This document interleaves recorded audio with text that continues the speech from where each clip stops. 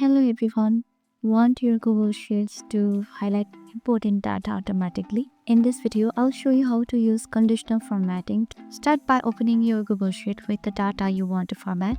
Conditional formatting works on number, text, dates, almost anything. Next, select the cells you want to apply formatting to. For example, I'm highlighting this. Then go to the top menu and click Format. Then Conditional Formatting. A panel will appear on the right. Now you can set your rule. You can also choose text content, date, age before, or even custom formulas for advanced stuff.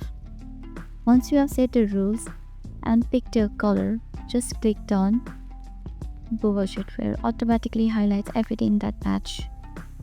You can add up multiple rules too. Just click Add, and that's how to use conditional formatting in Google Sheets.